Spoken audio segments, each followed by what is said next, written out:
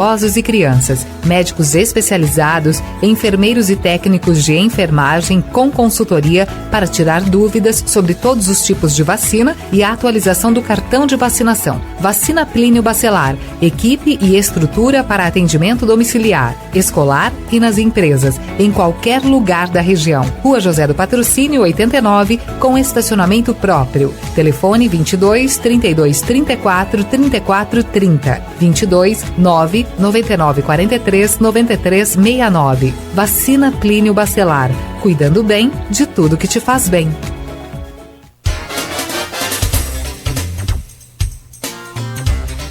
Muito bem, 7h39 em Campos. Voltamos com o Folha no Ar, ao vivo pela Folha FM, ao vivo também pelo Face, pelo Instagram, pelo YouTube.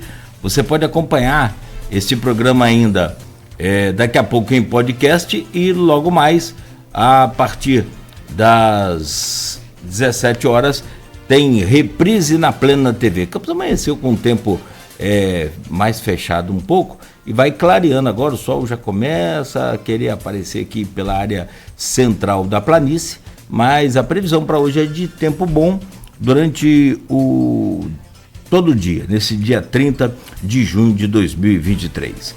O programa de hoje, que tem o oferecimento de Proteus Unimed Campos, Laboratório Plínio Bacelar e Vacina Plínio Bacelar, tenho o prazer de receber pessoalmente. Das demais outras entrevistas, nós fizemos todas por online, né? Por aplicativo, e hoje, presencialmente aqui nos estúdios, o deputado federal Lindbergh Farias, do PT do Rio de Janeiro. Lindbergh, bem-vinda a essa casa, bem-vindo aí a essa casa, que eu acho que já está na hora de você cantar ao invés de pedir música, né? Pela quantidade aí de vezes que você está aqui para nossa satisfação.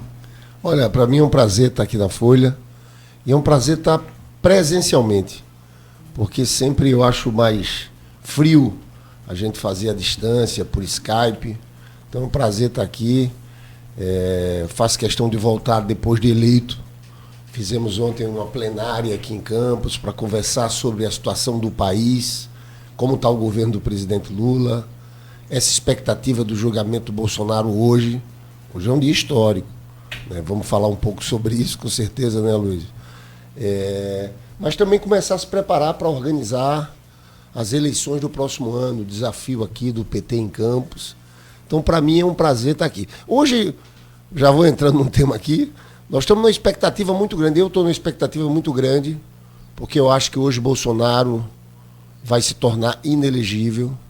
Eu não acho que é uma questão menor, porque eu estou convencido que houve uma tentativa de golpe aqui no país, desde o começo, um processo para desacreditar o processo eleitoral, né, as urnas eletrônicas, e aquilo tudo foi sendo construído de forma que contestassem o resultado das eleições.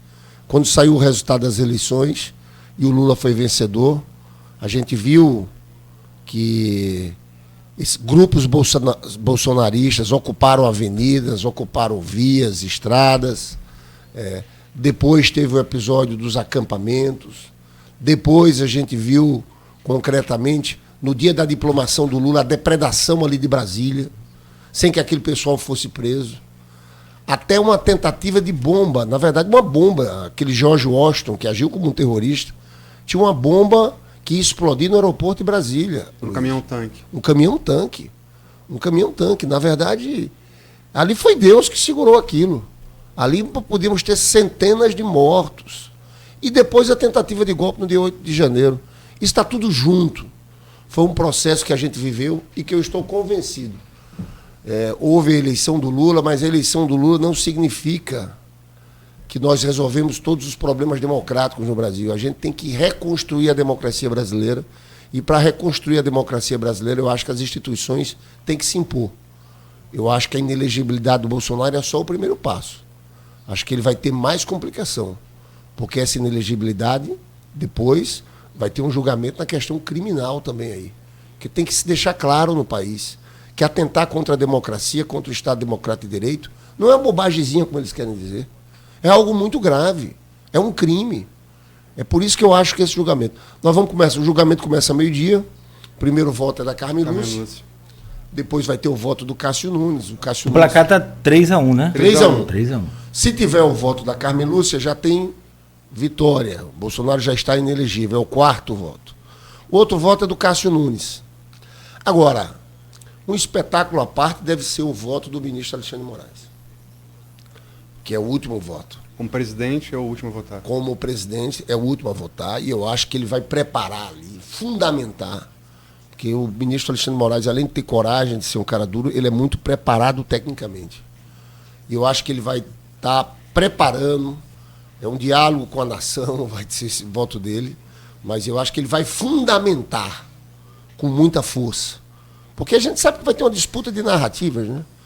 Essa turma bolsonarista vai tentar passar por vítima, não, como se fosse uma coisinha menor, e na verdade não é. Então eu sei que muita gente, depois do 4º voto, pode dizer, puxa, já acabou, mas não. Acho que esse voto do Alexandre de Moraes vai ser um voto histórico, na minha opinião. Deixa eu trazer o Aloysio, evidentemente esse assunto já abordado aqui por você, Lindbergh, mas a gente pode detalhar mais ao longo do programa, mas deixa eu trazer o Aloysio, por favor, Aloysio, para você abrir esse bloco e essa entrevista com o Lindbergh. Não, obrigado, Nogueira. Eu ia até fazer uma abertura, falar sobre isso na abertura, mas acabei me alongando, falar sobre a LIN, acabei passando pela questão nacional. Lindbergh fez um resumo aí, vou me furtar de ter esse juízo de valor, embora seja totalmente concorde que o Brasil viveu foi uma tentativa de golpe. Acho que disputar a eleição faz parte. Agora, não dá para você perder o jogo, falar a bola é minha, acabou o jogo. Né? Isso não dá para fazer. E quem quer que faça isso, quer seja da direita, quer seja da esquerda, quer seja do centro, tem que sofrer o rigor da lei, que está acima de todos nós. Né? Eu me lembro que naquele episódio dos embaixadores, que é o que sustenta a ação do PDT, que ele está sendo julgado, eu comentei com um amigo, que eu não vou dizer o nome, olha só, isso é um país sério, o presidente sai preso. Se o chanceler da Alemanha fizer isso, ele sai dali preso. Você não pode convocar embaixador para para você denunciar o sistema eleitoral do seu país. Você é presidente da República, se você chegou lá por esse sistema eleitoral, como é que você vai? Entendeu? Enfim. Mas Lindbergh, fazendo também o advogado do diabo, o André Mendonça, ministro do Supremo, também ele e o Nunes Marques foram indicados por Bolsonaro, ele fez uma analogia com Lula, né? Dizendo que se por acaso se reclamou de perseguição no passado, não se pode fazer agora com o espectro político oposto. Você deve ter visto, por óbvio, claro, a declaração do ministro do Supremo. Como é que você reage a ela? Não, são questões, eu acho, diferentes, viu, Aloysio? Eu acho que a gente teve aqui no Brasil um golpe. Né? Eu considero o afastamento da presidenta Dilma e a prisão do Lula, como aconteceu, um golpe. Né? E eu digo um golpe conduzido pelo Sérgio Moro, pelo pessoal da Lava Jato. E eu digo sempre o seguinte, o Bolsonaro tentou dar um golpe agora, nesse ano, naquele 8 de janeiro, foi uma tentativa de golpe. Na minha avaliação, o Sérgio Moro, ele deu um golpe naquele processo eleitoral de 2018. O Lula estava à frente, liderando todas as pesquisas, ele condenou o Lula sem provas, tanto é que o processo foi revisto, né?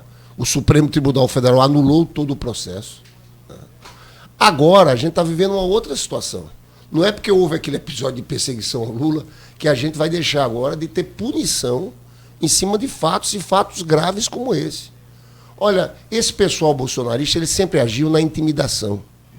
Vocês que acompanham aqui, estão sempre na rádio, o método deles era esse. Eles tinham uma política clara de intimidação do Supremo Tribunal Federal. Lá no passado, inclusive, isso surtiu efeito. Teve um momento que o Supremo... Aquele episódio da prisão do Lula, aquela votação na segunda instância, aquele tweet do general Vilas Boas, que saiu na televisão, na TV Globo na hora, era toda uma política. Só que em determinado momento os ministros do Supremo começaram a perceber isso. E houve uma reação muito grande por parte do ministro Alexandre de Moraes, que eu Quer dizer, eu acho que ele tem um papel muito grande para sustentar um processo eleitoral limpo como a gente teve nessas eleições aqui desse ano. E aí o que aconteceu, Nogueira e Rodrigo, é que o ministro Alexandre de Moraes, lá atrás, abriu um inquérito das milícias digitais. Quando ele abriu esse inquérito das milícias digitais, a turma do Bolsonaro já gritou. Porque aí está o problema do Bolsonaro. Esse julgamento agora de inelegibilidade é só o primeiro. Quando ele abriu esse inquérito das milícias digitais, o ministro Alexandre de Moraes quebrou o sigilo de muita gente ali no entorno do Bolsonaro. Aí daí vai surgir muito podre, vai surgir muita coisa, inclusive sobre corrupção. Ele quebrou o sigilo telemático, fiscal e telemático, por exemplo, de um sujeito que é o tenente-coronel Mauro Cid. Né? Quem é o tenente-coronel Mauro Cid? É esse que está preso. Ele foi preso em cima daquele episódio da fraude do cartão vacinal. Né?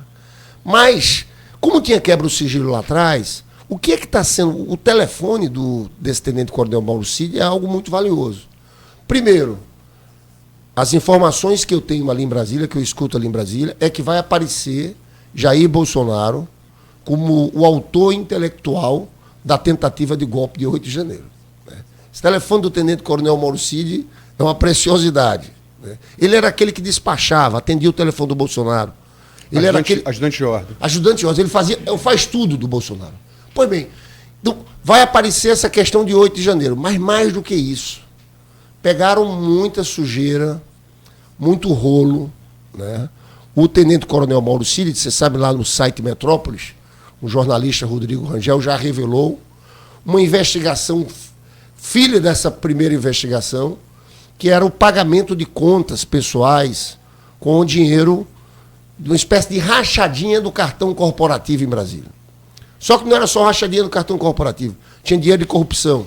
Tinha uma empresa que prestava serviço da Valec, que passou recurso para o auxiliar do tenente-coronel Mauro Cid, que pagava a conta de todo mundo, pagava o cartão de crédito da Michele Bolsonaro, que usava um cartão de crédito de uma amiga. Aí tem diálogos do tenente-coronel Mauro Cid, Luiz.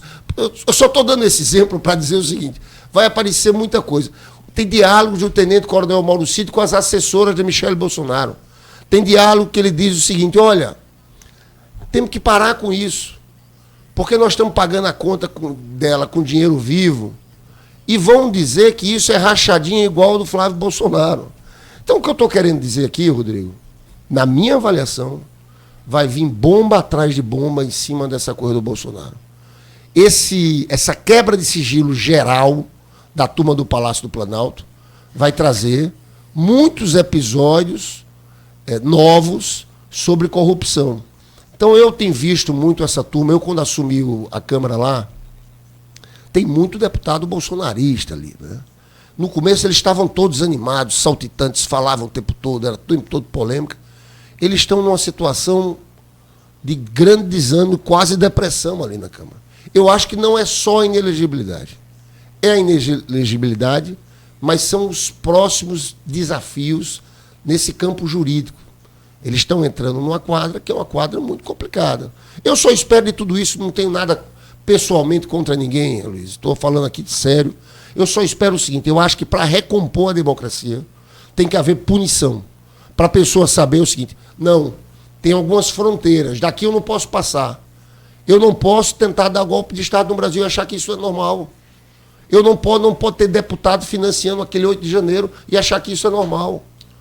Então, veja, aqui não é nenhum tipo de revanchismo, mas eu acho que é preciso, de fato, as instituições se fortalecerem, ter respeito, porque senão acabou. Nós tínhamos uma situação aqui no Brasil, na política, que nós vivemos um clima terrível, que não era disputa de adversários. Eu acostumei a vida inteira a debater com o PSDB. A gente ia, debatia números, discordava um do outro, disputava a eleição, mas se conversava.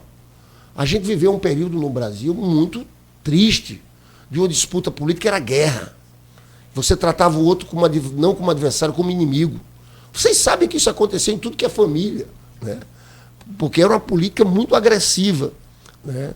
Então, eu espero que a gente consiga, no dia de hoje, com essa vitória, de fortalecer, não é nada pessoal contra ninguém, mas fortalecer as instituições.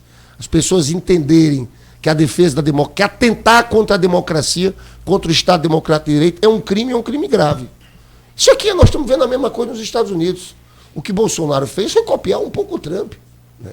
O Trump está na... Nós estamos vendo situações análogas acontecendo. Trump na frente e Bolsonaro aqui agora. Né? Eu espero que a gente dê a volta, saia desse caminho e que a gente consolide a democracia de fato com julgamentos como esse. Essa proposta que chegam a ventilar em relação à anistia lá no Congresso, isso já nasce de uma forma meio que morta, né? Não tem a menor chance de ser aprovada. E além do mais, ela teria que ser... ele não tem voto para isso. E além do mais, ela teria que ser sancionada pelo presidente Lula, que com certeza não sancionaria. Né? Aí você poderia discutir uma derrubada de veto, mas eu não vejo condições políticas para isso e não vejo o Congresso, mesmo esse Congresso conservador, tentando mexer, alterar, fugir de uma decisão do TSE, né, com o ministro do Supremo lá. Eu não vejo a chance zero disso prosperar. São 7h55 e o bloco final, deixa eu falar de Campos, tem muito coisa para falar também. Vou dar uma adiantada na pauta. Lindbergh, logicamente que você hoje deputado, foi senador, né? Você faz parte da cúpula decisória do PT, uma liderança respeitada no partido todo. Logicamente que o governo do seu partido você vai defendê-lo. Mas tentando, assim, não fazer pela visão do claro, petista. Como é que você avalia o governo Lula? Que nota você dá de 0 a 10 para esses primeiros 6 meses do Lula 3, que se completam hoje? E já tentando pular um pouco, faz uma análise também do governo Cláudio Castro, por favor. Tá. Olha, primeiro, eu acho que o Lula está com muita vontade. Vontade de acertar, vontade de fazer as coisas acontecerem. É claro que a gente está vivendo um processo de reconstrução. O governo Bolsonaro foi um governo que destruiu muitas coisas. Então, nesse sentido, a primeira fase do governo é retomar programas importantes. O Mais Médico, por exemplo, que a gente conseguiu aprovar, que vai voltar agora. Porque primeiro o Lula lança a medida provisória, a gente aprova a medida provisória e vai ser implementado agora. O Mais Médico foi um programa muito importante. Na verdade, tem muitos municípios brasileiros que não têm médicos. Né? Então nós estamos voltando com o Mais Médico. O Minha Casa Minha Vida, que é um programa muito importante, que tem um orçamento esse ano de 10 bilhões. Porque além da casa que é construída e entregue às pessoas que precisam, nós temos obra, nós temos geração de empregos no Minha Casa Minha Vida. O Bolsa Família, que é um Bolsa Família turbinado, né? A volta da política de valorização do salário mínimo, que também tem um papel importante para o crescimento econômico, porque o salário mínimo nesse último período ficou congelado. Só tinha a reposição da inflação. Congelado não, tinha a reposição da inflação. Agora a inflação mais crescimento econômico. E eu creio que começa a pegar muito, Aloysio, no meio das pessoas, a discussão sobre inflação, sobre os preços. Olha, a inflação que chegou a 10% em Bolsonaro despencou. No acumulado desses 12 meses, está em 3,4%.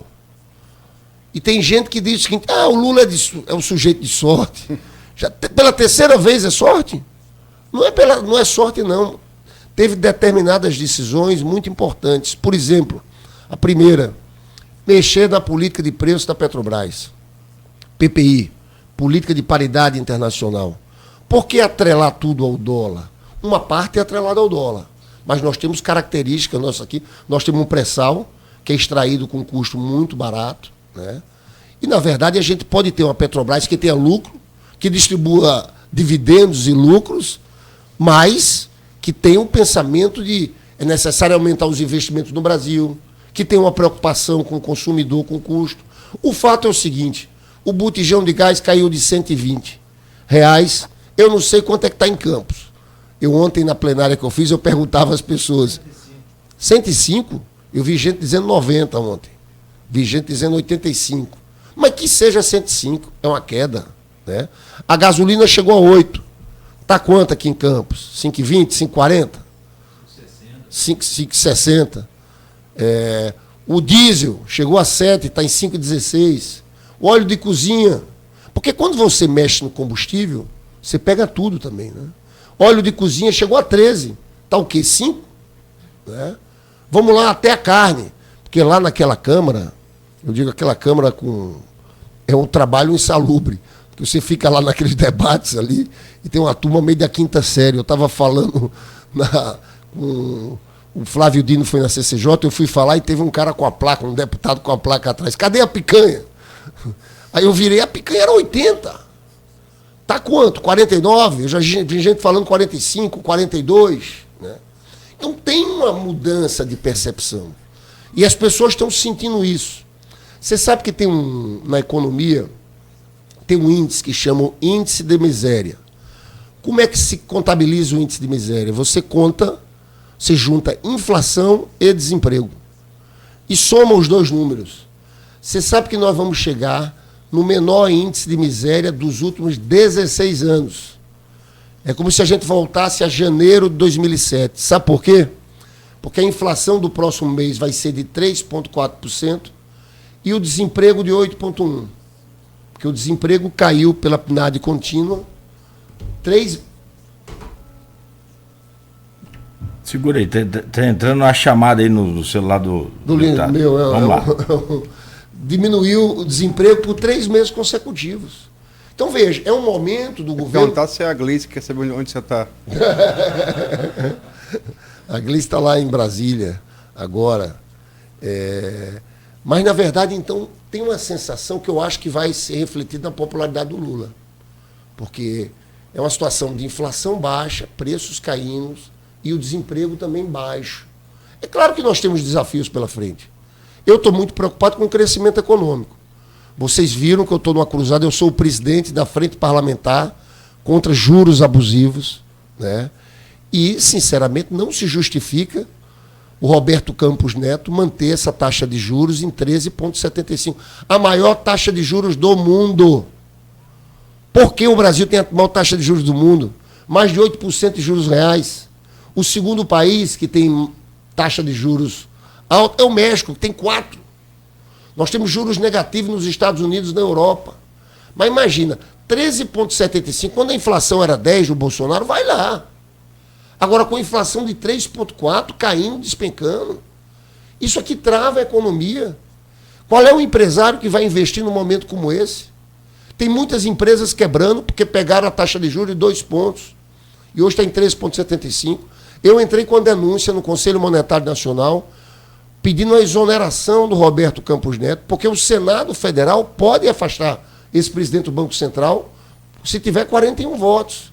41 dos 81. É preciso maioria absoluta. Mas esse é um tema. E as pessoas falam muito do custo fiscal. Eu fico impressionado, Luiz. Tem uma coisa que me impressiona no Brasil, é o seguinte. É como eles têm coragem de fazer uma disputa no orçamento com os pobres. Porque, veja bem, e eles falam muito, o Brasil gasta muito custo fiscal. Você sabe qual é o gasto nos últimos 12 anos por essa taxa de juros? Está em 13,75%. 720 bilhões. Sabe qual é o orçamento da saúde? 180 bilhões. Aí eles gritam qualquer coisa, o Lula está querendo aumentar o Bolsa Família, a PEC da transição. É como se eles disputassem o orçamento com os pobres. E quando você me pergunta, quem são eles? É que, na verdade, no Brasil, nós temos uma elite, setor de milionários e que vivem do rentismo. É uma transferência de renda do orçamento para essa turma. O valor de 720 bi.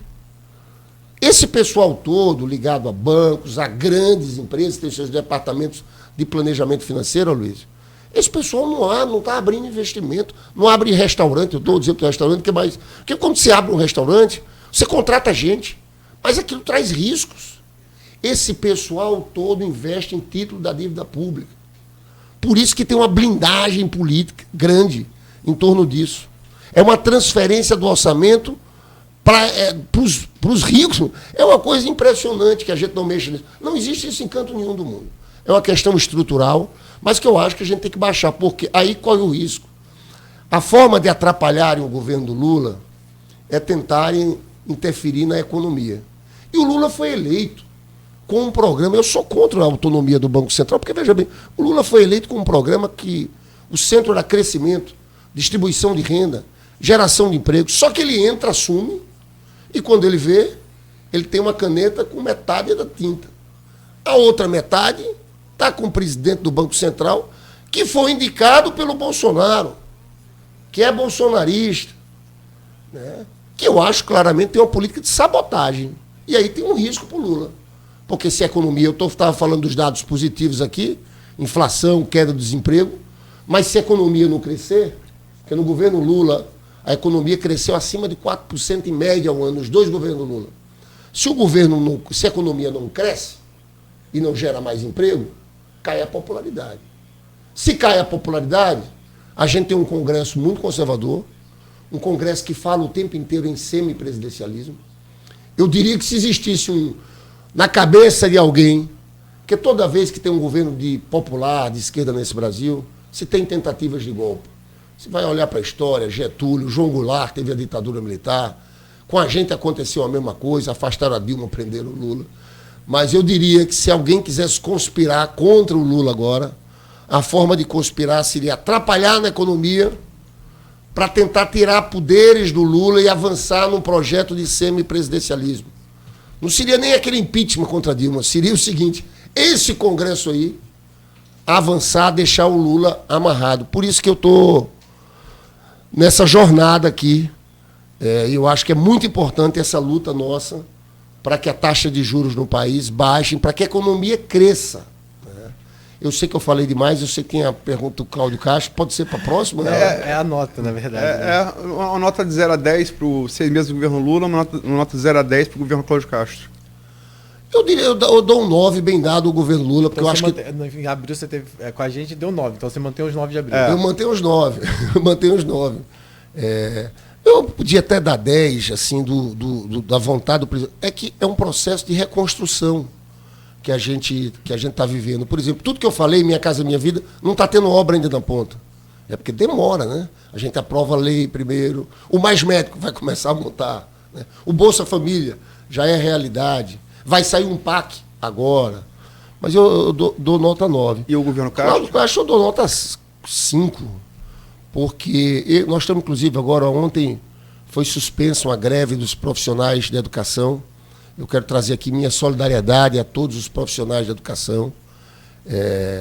Eu acho que o governo agiu muito mal nesse tema. E acho que teve, na verdade, acho que o Bolsonaro embananou e enrolou o Cláudio Castro também. Porque as finanças do Rio de Janeiro tiveram uma queda gigantesca com aquela política de desoneração de ICMS dos combustíveis. Isso teve um impacto muito grande aqui no estado do Rio de Janeiro, né? E o estado do Rio de Janeiro, depois daquela privatização da SEDAI, e foi um dinheiro que foi usado muito na questão eleitoral, sem programas estratégicos, o estado do Rio de Janeiro está completamente enrolado nas finanças novamente. Inclusive, com essa perda de ICMS, o estado do Rio de Janeiro entra na situação dos estados que mais estão enrolados com pagamento de pessoal acima do que era permitido. Inclusive pelo regime de recuperação fiscal, que eu discordo. Então, veja, eu acho que o Bolsonaro modificou a situação financeira do Rio, que era uma situação que tinha melhorado, e hoje se encontra numa situação dramática. Você veja que aquilo não era necessário. O Lula está conseguindo baixar o preço dos combustíveis, mexendo na política de preço da Petrobras, e reonerando, voltando a ter as tributações, né? Então aquilo desestruturou estados e municípios. Mas eu acho que, em relação aos profissionais de educação, eu estou falando disso porque é um tema muito forte. Nós tivemos uma greve que, de fato, veja bem, não dá para aceitar que um estado como o Rio de Janeiro pague o menor piso do Brasil. Do Brasil, menor. Menor do que Roraima, menor do que Rondônia, que são estados pequenos, que não tem indústria, que não tem petróleo, né? Então, a minha nota para o governo Cláudio Castro, eu diria que que sendo 5 não é nem uma nota tão dura de má vontade, mas é que eu acho que, de fato, começou patinando nesse seu segundo governo. Bom, são 8h08, não vou colocar aqui para você comentar, não, vou só lembrar do assunto, que é a partilha dos olhos, que pode piorar mais ainda essa situação aí, a gente aborda isso ao longo do programa. Mas, assim, para a gente fazer o intervalo comercial agora, ainda tem esse complicador aí, e você comenta depois. Aí para o Rio de Janeiro, completamente. Por favor. Perfeito. 8h09, você está ouvindo aqui pela Folha FM, o Folha no Ar. Agradecemos aí a sua companhia, a sua audiência. A gente faz uma pausa rápida e no próximo bloco o Lindbergh Farias volta e aí a chave vira também para a política aqui no município de Campos. Oferecimento de Proteus, Unimed Campos, Laboratório Plínio Bacelar e Vacina Plínio Bacelar. Não deixe que o lixo se torne um problema para a sua vida.